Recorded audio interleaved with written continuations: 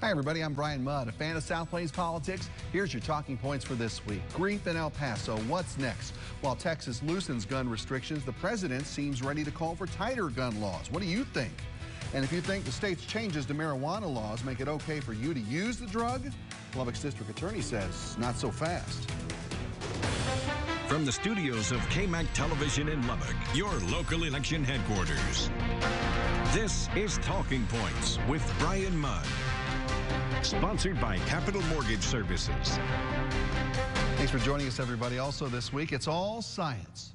A scientific law involving matter in a closed system is that whatever you do to it in that closed system, the amount of matter there always stays the same. In other words, do whatever you want, but stuff just doesn't disappear. And that may be a real problem for the Texas House Speaker and others moving forward. Of course, I'm talking about Dennis Bonnen and that June meeting with Lubbock Representative Dustin Burrows and conservative activist Michael Quinn Sullivan, in which Bonnen and Burrows reportedly offered Sullivan media credentials for his company in exchange for help with the removal of 10 current House members in the next election cycle. We know this because Sullivan secretly recorded the meeting, and others who've heard the recording say it confirms Sullivan's story.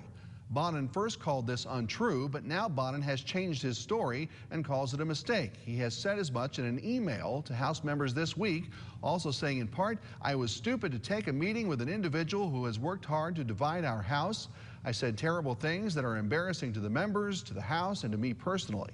He also apologized and asked for everyone's forgiveness. And many of his allies took him up on that, including Republican Drew Springer, who represents some of our eastern counties. He retweeted that, in part, that this starts to heal, to move the House forward, to build on the 86th legislative session. But remember, nothing goes away, even if you apologize or say nothing, especially in politics, if someone can gain from what you did. The House General Investigating Committee will now hold a hearing tomorrow and has begun an investigation. And the Texas Democratic Party has now filed a lawsuit. Our Phil Praisen talks about the political science of swimming in hot water. Did Speaker Bonnen commit a crime offering media credentials for campaign work against other House members? Longtime Houston criminal defense attorney Dick DeGuerin says no. People don't want to see sausage being made because it tastes so good, but it looks awful.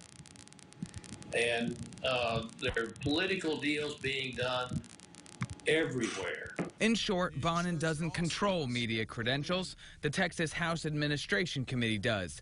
Bonnen appoints that committee and has influence over it, but doesn't directly run it. That's not bribery. That's influence.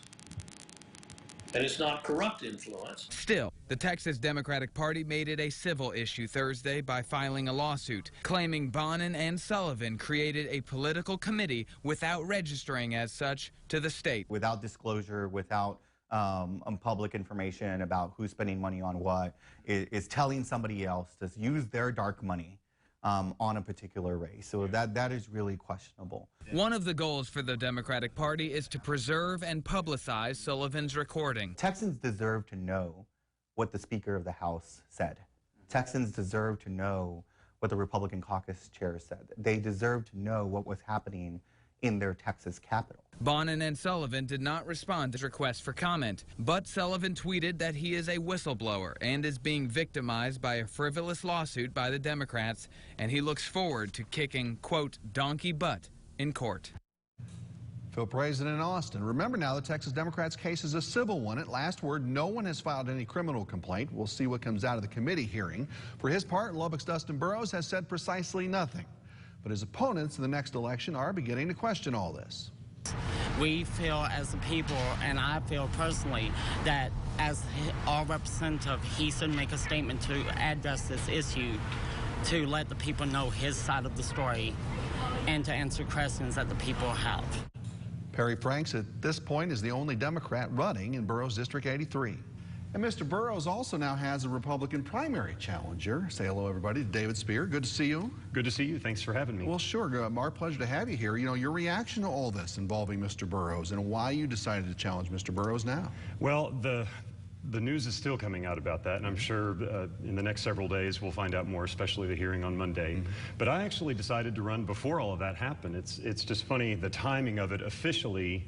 When you file certain paperwork, things become public, and it seemed like if I'm going to do this, I might as well do it. Might be the great timing, depending on how it all turns out, regardless, though, of the investigations and how all this turns out, or the legal issues that he may have now. What do you think Mr. Burrows should do here in the interim as we get into all this? Well, I know he's not talking because legally the best thing to do is to say nothing. But I think that's kind of a recurring theme as far as his district is concerned. There's a lot of people in District 83 who've not heard from Representative Burrows. And that's a recurring theme that I see in a lot of my circles, and that concerned me for quite a while. And a lot of people involved have said, we need somebody who's going to represent us and make relationships with us and hear our issues. And so that's why I'm doing this. A little broader field of constituents there. Well, I know you've been a teacher, band director for, what, 16 years now, I guess starting my 16th year. I'm still doing it. Still there. Now, tell folks what, from that experience and your other personal experience, is going to make you a good choice to go to Austin?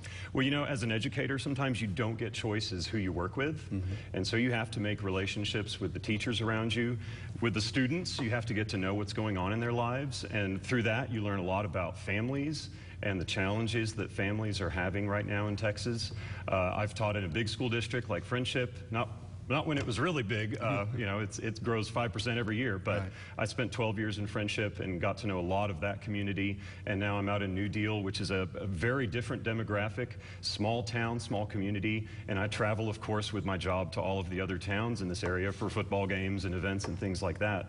So I've been able to get to know a lot of the people in District 83, not just here in the Lubbock area, but across the whole way. And I would imagine that education is a big part of your personal platform moving forward. Certainly. Here. From the last legislative session, more state money for public schools, more money for teachers. That a good thing? Could more have been done? So far, so good. And I certainly can't complain about what House Bill 3 has done for me personally, and my wife is also a teacher. That seems to be manifesting. What we don't know for sure about that is how it's going to be funded in the long term. And we also have a lot of issues that are related to education that are not based on money necessarily. We can look at state assessments. I see a lot of schools where students, these human beings, are converted into a data number so that you can improve a certain score on a scorecard so that your school accountability is better. And I think we need to look at that whole system and make sure that we don't discount the humanity in the children. And also we need to reclaim some of the valuable teaching time, because although the tests themselves don't take a lot of time, the preparation, there's always going to be a benchmark test, because if you're going to put that much emphasis on state testing, then school districts are going to hire extra bureaucracy to help manage all of that and make sure that the data is where they want it to be. So it's worth taking a look at. Yeah, teacher shortages are a big deal in a lot of districts. Absolutely. Too. Are there more things that can be done at the legislative level, you think, to make the profession a little bit more enticing for young people? And again, bridging gaps is something I feel like I'm very good at, and I'm very well connected to a lot of teachers, not just current, but also retired teachers. And I know a lot of people who are heavily conservative, and there's a lot of tension back and forth between are we supporting teachers enough, especially retired teachers. I happen to know, like I said, some of the retired teachers. One of them was telling me there were 3, I think, retired teachers over the age of 100. Now, can you imagine if your retirement was based on your income when you retired? If there's not a cost of living adjustment in there for that 100-year-old, it could be kind of crazy.